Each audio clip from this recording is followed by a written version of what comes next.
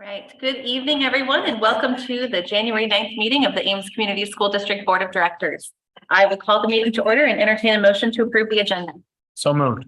Second. Moved by Beerbaum, seconded by Franson. All those in favor say aye. Aye.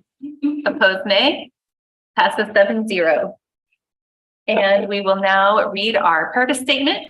If you are in the room with us, you are welcome to join us. It is right up on the screen here. The Ames Community School District.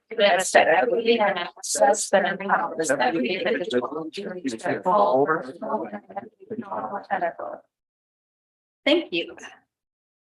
And the first item on our agenda tonight is our discussion items, beginning with board committee updates. And we will start with the policy committee. Sorry, I'm refreshing my memory here. It feels like so long ago since we met, as if it were a different year. So yes, we met on December 15th. I was trying to find the date. So there's quite a few policies that we went through, mostly just kind of updating references and formats. I don't think there was anything, you can tell me if I'm wrong, that was particularly noteworthy.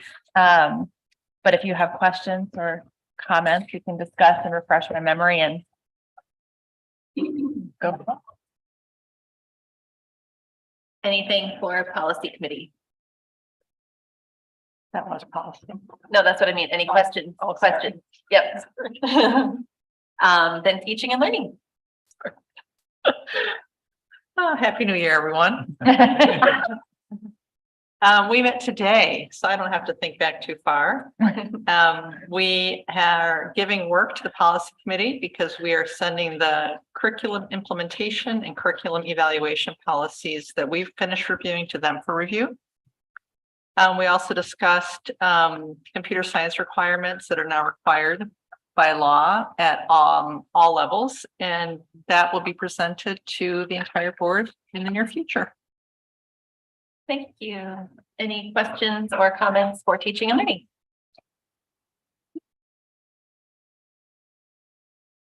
Okay. Then moving on to our policies for discussion. So it's kind of ditto what I had just said. I just skimmed back through too, and it is largely just updates. I guess the one new policy is just a kind of a recommendation for the exempt meetings is new, but that's been pulled out from another section on closed session. So it's not really new, it's just separated. Questions or comments on the policies for discussion? Okay. And we do not have anyone signed up to speak under our, oh, we still have more discussion items. Sorry, one more. We have our teaching and learning. And tonight we will hear a new course proposal for a health course with Director Miller.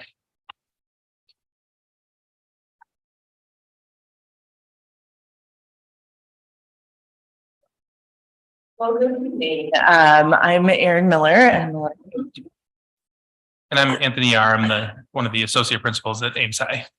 he gets to work with the health group at the high school. So we will start by talking you through a little bit of why we're here tonight, and then kind of what our proposal is that we'd ask you to consider. So on the first slide, if you go to the next one, you'll see that the Iowa Department of Education cited the district for being out of compliance with our offer and teach requirements at the high school last year. They said that we must have 1 unit of health, and we only had a half unit of health. So the Department of Education considers health a year-long class, right? So we had a semester of health. We offered it both semesters. And so for many years, we were approved by the Department of Education, just like many other school districts in Iowa, that we could offer the same class fall and spring, and it would count as the 1 unit. And so they've revised that guidance and said, no, we need to have 2 separate health classes. So we are not the only district in this boat. And actually, so our high school health teacher reached out to one of his professors at UNI, who was on the state health committee. She helped write some of the code for the Iowa Department of Education around health. And she actually worked with him and another school district who was in the same situation to work on, what does it look like to add another health class? The other thing that's important to remember is that we are not proposing changing graduation requirements. So there is a 1 semester requirement of health to graduate at Ames High School, and we're not proposing changing that. We're proposing adding an option so that kids have some choice in what health class they might take in order to graduate. The other thing I'll say as we're in the Department of Education slide is that health is one of those required exemption classes. So we have to have a process for parents to allow their student to be exempted out of health for a number of reasons, including it falls under our religious exemption policy, or parents can fill out a form to exempt their student from a particular unit or a particular lesson for health. So as we were going through the course creation process, it was really important for us to be able to very clearly identify what the units were going to be. And as we work through the curriculum part of it, should the health course be approved by you all, then we'll make sure that that's very transparent and it'll be available on the website so parents can look at the unit level or the lesson level and see if they want to exempt their student from anything in the health class at the high school. Maybe I'll pause there. Do you have any questions about, before we get into what we're proposing, anything around the citation? What does that mean as far as what students are required to do? Like, are they required to take both of these classes then? No, that's a good question. We're just going to still require 1 semester of health. They'll just have, instead of saying this is the only health class you can take, now they'll have a choice between 2. Okay. Yes. Should you approve the new health course? Okay. All right. So if you go to the next slide, it gets into the approval or the health course that we're proposing. So we have a current health course. So we're proposing just adding another 1 semester long health course. Both health courses will meet the graduation requirement, and then both health courses will cover the recommended standards. So there are standards from the CDC that are recommended that Iowa schools adopt, but they're not required. But in their curriculum work, the high school health teacher, along with like I said, he was working with a professor in another district, they decided, no, these are the best standards that we could use to guide our work. And so you can kind of see those are the big topics that are required by Iowa code that our health class covers, and both classes, no matter which one students choose, will cover those required topics. So if you go to the next slide, we talk a little bit about the differences between the 2 health courses. So the course on the left is the traditional course that we already have on the books, and that's adopting and maintaining healthy behaviors. And then the course on the right is the course that we would propose to be added, and that's called Skills for a Healthy Lifestyle. So I tried to summarize the biggest differences here, but if you look through the course proposal packet, there's a very detailed chart that goes unit by unit with each skill and how it would be different in the 2 health courses. So you can delve as deep as you want into the requirements, but generally the current course focuses on mental and emotional health. A lot, they do talk about physical health, but that's maybe a less of an emphasis. And then an exploration of healthy behaviors and a prevention of disease. So it's a lot about learning the different ideas and discussing them in class. And then the new health course idea would be that the focus would be a little bit more on physical health while they would still address mental and emotional health.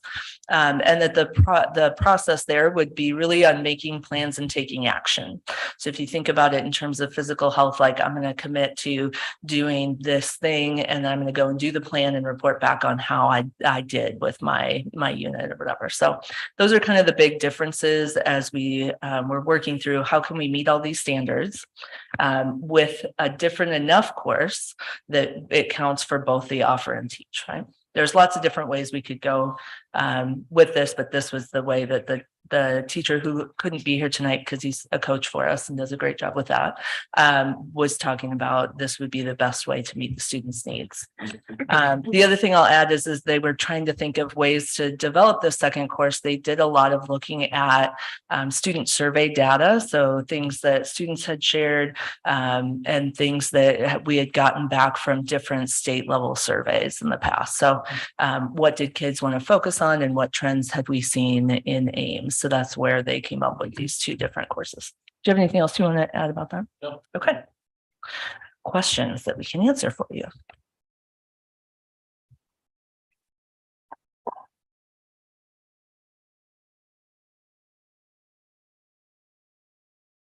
All right. Well, thank you very much. I'm always excited to see the district give students more choice in their course offering. So I appreciate you giving us this presentation. Thank you. Okay.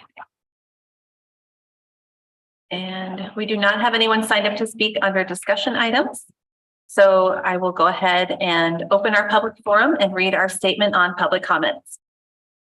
Residents of the district, students attending the district, parents or guardians of students attending the district, and district staff members may address the board about any topic relevant to the district, whether on the current agenda or not. Those who wish to speak must sign up at the beginning of the meeting. Speaker participation is limited to 3 minutes once per item. The views and opinions of citizens addressing the board do not necessarily reflect those of the board, district administration, or staff. Speakers are to remember that Iowa law prohibits the board from discussing specific employees, students, or their performance. Student speakers will state their name and school. Others will state their name and address. And we have Victoria Van Voorhis first. Good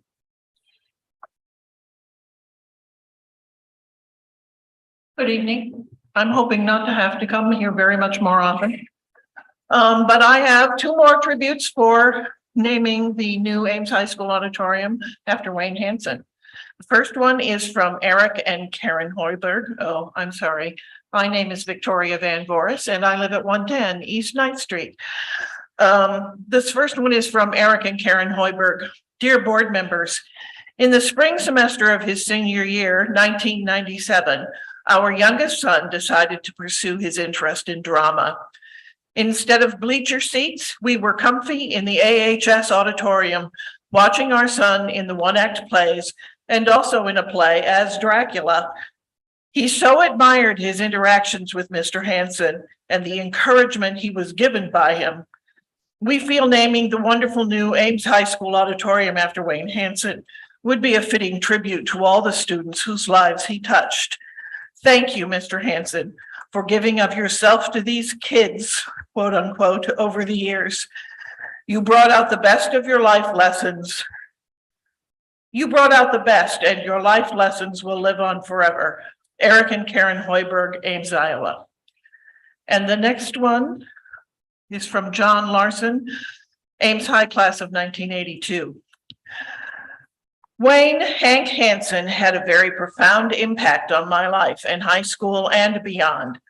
I had always been interested in theater and performing. Hank's class and work as a director at Ames High School just demonstrated to me the dedication and effort that are required to bring a show to life. He presented us with challenging material. For instance, we performed King Lear in high school. While this may have been a mixed bag for some of our audience members, it certainly made us commit our best efforts to bringing the production to fruition, building both a Stonehenge-inspired set and characters with complicated histories and motivations. Hank also gave me the opportunity to stretch into doing comedic roles and the chance to direct in a one-act play.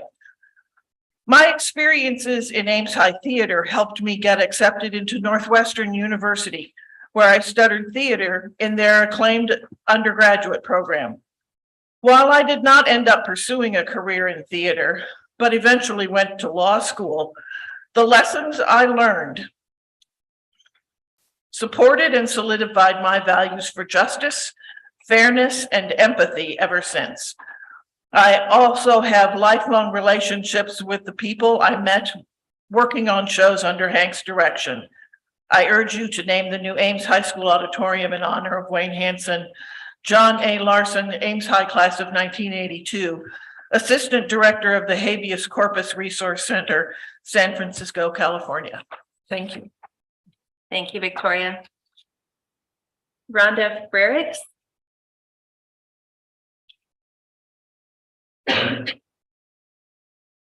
Hello, my name is Rhonda Frericks. I live at 3309 Kingman Road. I'm a newer Ames resident, to be honest with you. I just moved here 2 years ago, 2.5 years ago. I appreciate everything that the teachers are doing and everyone is doing in our school system. I have been in the kindergarten class for about 6 days and was observing there to help my grandson. One thing, he has some behavior, I don't know, just behavior outbursts. I'll just call him that. One thing that was brought up when we were in a meeting with the counselor, the principal, the teacher, the another behavior teacher, I'm not sure what that's called in the district, was that the school district has a policy that says all children have to have their behavior 100% under control all day long. I think that's a stretch for a kindergartner and a 5-year-old. And I'd like you to look, I know you're looking at equity, education equity and things like that, and the behavior side of that. I think we need to look at doing something possibly to maybe see if there's an avenue that we can say a 5-year-old doesn't have to have their behavior in control all day long. I mean, you know, they're young kids, you know, been on the earth 5 years. I keep reminding my adult children of this when they're talking about their kids. They've been on the earth 5 years, and you expect them to have their behavior under control all day long, 8 hours a day in a school. That statement was difficult for me to grasp and to understand how that is going to happen. I agree with that behavior in older students. I'm not sure. And they said that that was a policy written into the district that every child in the district had to have that. That just kind of concerned me as to how that is enabled, how that is done. And then anytime you have a behavior that somebody doesn't like, and not every, you know, he's not perfect, he's 5. And he has some growing to do, obviously, but I think we've got to look at what's happening in the situation at this time. Our kindergarten teachers are under a great amount of stress in everything they do. I mean, some of it is, I keep bringing up the primary of the class size and teacher ratio, because they're so hyped up, these kids are, to learn and do whatever. And any one little behavior then says, I have to go away from me teaching to you being out of control, if it is, whatever that behavior is. Oh, I have to use the restroom, or I need a drink, or whatever it is. There's a lot going on in the kindergarten class. So I would encourage you to look at that one policy to see if there's some wiggle room for kindergarten or even first grade, somewhere in that range. I think there's an opportunities there. And then if we can look at, my other thing is just that student ratio, or if there's some way that we can get more aides in there. I don't know if it's because of the pandemic, kids just seem to be on edge and what's going on. And our teachers are doing great work. I'm not saying anyone's not doing great work, but I think that there's an opportunity that we can do better. Thank you. Thank you, Rhonda. Gabrielle Edwards.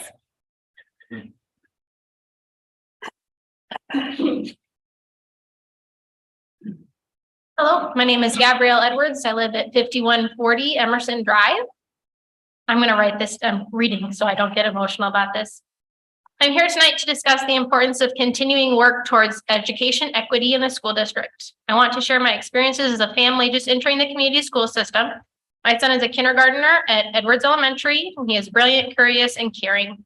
However, he struggles with behavior and needing to feel like he's in control during the school day.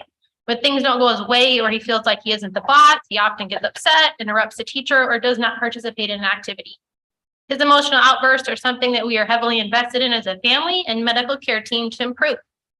While his teacher and other school staff have been generally supportive, his behavior care team has created a plan where he transitions into a separate class at scheduled times during the day. He is encouraged to identify his own needs to transition to this classroom when he is feeling overly emotional as well. My son's main kindergarten teacher is responsible for 23 students, several of which present challenges in their own way. I have come to feel that this alternative room is a bit of an escape route for the teacher and my son to simply be rid of the problem. The teacher does not have adequate in-room support, and neither does my son. So the solution is that he goes away and does some small educational activity and then gets to play toys while other students in the class and his original class are learning. Many days I hear that my son has spent the entire day in this separate classroom. This separate classroom has students of various ages and does not maintain the same curriculum as his normal class. I often hear that from my son that he doesn't want to do group carpet time or didn't want to practice letters, and so he went to the other classroom and played blocks or built a tower or played on the tablet. I feel that offering him this other space and providing him an opportunity to go do whatever he wants to pass the time.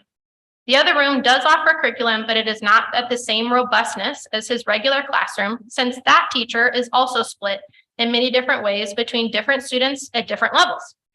My son does not have any intellectual struggles, and his advanced intellect is likely contributing to the problem. At the same time, it's saving him from falling behind. However, I feel like the solution created by the school is not providing my son an adequate and equitable opportunity for the same learning as his peers, simply because he has an occasional outburst, and it is easier for the already overburdened teacher without any additional support to send him away so the class can carry on for the day. As the school board begins to evaluate educational equity within the district, specifically goal 2, to decrease the disproportionate classroom separation that students who are marginalized experience, I hope that you remember the example of my kindergarten son, who is spending the majority of his school day separated from his peers with less education and learning because he is still learning to self-regulate an age-appropriate developmental skill. He is encouraged to go to a room where he is not being offered the same opportunities to learn and grow. And I'm worried because I'm beginning to see him lose interest in learning or trying to stretch his brain, since his school is providing him an easy out so they don't have to dedicate resources that they don't already have to him. This is not a warranted situation. Equitable education must consider the stretched thin resources, overloaded teachers, and limited support staff. Because of these factors, my son, who is still learning developmentally appropriate skills, is not being met with a patient, supportive staff and structure, but is instead being shuffled to a separate room, spending a large amount of time away from his room and peers at an age when growing friendships and developing a love of learning is so important. Thank you. Thank you, Gabrielle. And we don't have anyone else signed up to speak in person or online, so I will go ahead and close our public forum, and we will move on to our consent agenda. And I'll entertain a motion. You have 2 more. Oh, okay, my thing must not be updating. Can you read them out for me, somebody? I have it open, but it doesn't show anybody. Sorry, Nick. Jamie Peters. Jamie Peters? Yep. Okay. And you've been given permission to speak. Can you hear me? Yes, we can. Okay, perfect. Hello, my name is Jamie Peters. My address is 3732 Tripp Street. I'm speaking on behalf of Wayne Hank Hansen. Tonight, I attended Ames High School from 1998 to 2001. Wayne Hank Hansen was my speech and debate teacher, as well as my drama coach, as I was very active in the theater program. We lovingly just called him Hansen, as he was absolutely very personable. For 4 years, he made it his mission to encourage me and was instrumental in getting me through high school. I asked that the new AHS auditorium be named after him. Mr. Hansen cared very deeply for each and every student he came across. This one teacher made such an impact on my life that even 20 plus years later, it has stayed with me. I remember Hansen as a very down-to-earth, funny person. He made school fun, and you just wanted to be in class to hear what he had to say. In my junior year, Mr. Hansen suggested that I join a dance troupe called Terpsichore, and I did, and it is one of my favorite memories from high school.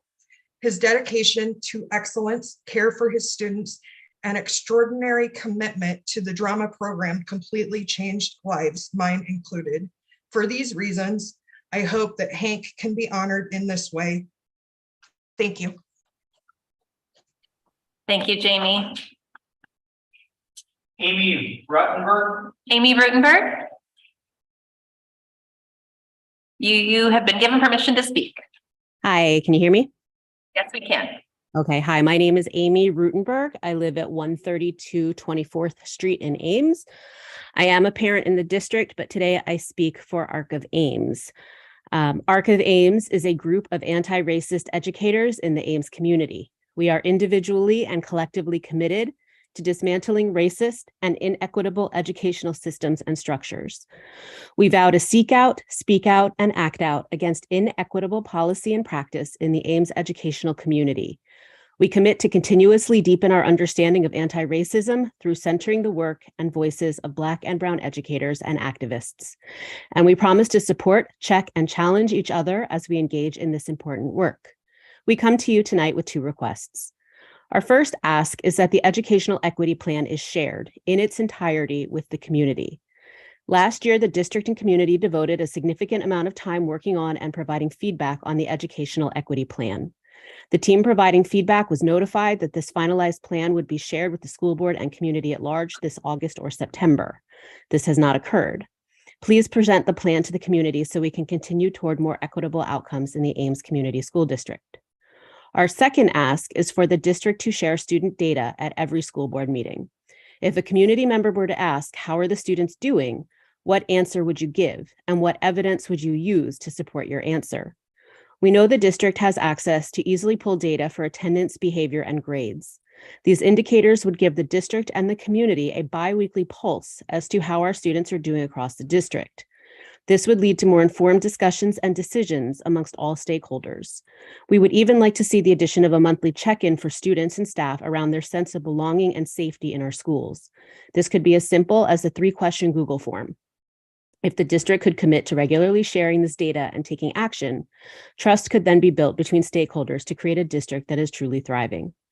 We look forward to the progress made when we're transparent with data and held accountable to giving everyone what they need to be successful. As Mother Teresa said, honesty and transparency make you vulnerable. Be honest and transparent anyway. Thank you. Thank you, Amy. And I believe we don't have anyone else signed up to speak now. So I will close our public forum and move on to the consent items, and I'll entertain a motion. I move the board approve the consent agenda as presented. Second. Moved by Winfrey, seconded by Beerbaum. Superintendent Lawson, gifts to the district. Yes, thank you. The superintendent's office received a completed form and recommends acceptance of the following gifts. From 4 anonymous donors, $502.30 cash for the benefit of the Lunch Hero program. From Northminster Presbyterian Church, $432.33 cash for the benefit of the Hope Pantry. $200 cash from Shirley Riney for the benefit of the Lunch Hero program. Excuse me. Russ and Pat Circessina, $100 cash for the benefit of the Lunch Hero program. Rachel Dearborn, $100 cash for the benefit of the Lunch Hero program. And Angie DeWard, $80 cash for the benefit of the Hope Pantry. Thank you. It was moved by Winfrey, seconded by Beerbaum to accept the consent agenda. All those in favor say aye. Aye. Opposed, nay. Passes 7-0. Moving on to our action items. Our first action item this evening is the resolution to adopt the ACSD definition of educational equity. I move the board approve the resolution to adopt the definition of educational equity as presented. Second. Moved by Beerbaum, seconded by Winfrey. And this will, any discussion? I'm sorry, I didn't realize there was going to be. This will be a roll call vote. We'll give Chris a minute. Sorry, that's okay. I guess the discussion, I'll say, I just want to thank again all the district staff, time and energy that went into putting this together. It's very much appreciated. Did I buy you enough time, or should I tell some mom jokes? Or Yeah. Director Lankaitis. Aye. Director Becker. Aye. Director Beerbaum. Aye. Director Shields Cook. Aye. Director Winfrey. Aye. Director Franson. Aye. And Director Smith. Aye. Passes 7-0. Moving on to our push out dropout prevention funding report. I move the board approve the 2023-24 modified supplemental amount application for dropout prevention and the budget proposal as presented. Second. Moved by Beerbaum, seconded by Franzen. Discussion? All those in favor say aye. Aye. Opposed, nay. Passes 7-0. Student representative board and staff items. We will begin with items from our student representative this evening. There we go. Okay. So firstly, I wanted to talk about, I'm sure you are well informed about the incident involving an Ames High staff member who was injured last December. There's been a very serious concern among the student body and myself as a whole regarding some of the behavior policies in our districts, and just an overall sense of confusion as to how an environment like that could develop in our district that would allow something like that to happen. Because it doesn't seem, at least to the student body, that this has been an isolated incident or that it's necessarily improving. So that's what I have to share today.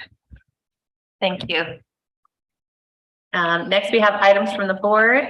I did not note any requests for staff this evening. So are there any other items from the board? Just want to make a comment. When we approve our consent agenda on the personnel report, we just do a simple vote, but I wanted to call attention that we have 11 retirements on there.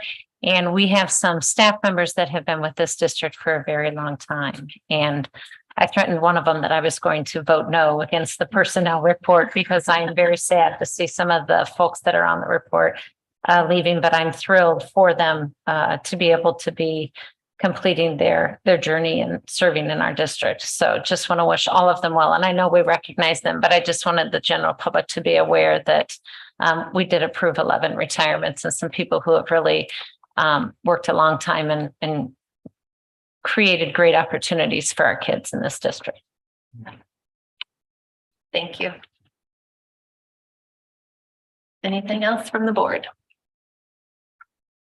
Items from the superintendent? I don't have any items right now. Thank you. All right. We will then move on to our board planning calendar.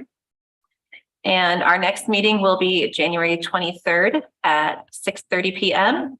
The rest of the calendar is there if folks are interested in seeing it. And I will just quickly say there will be a, what are we calling it tomorrow evening?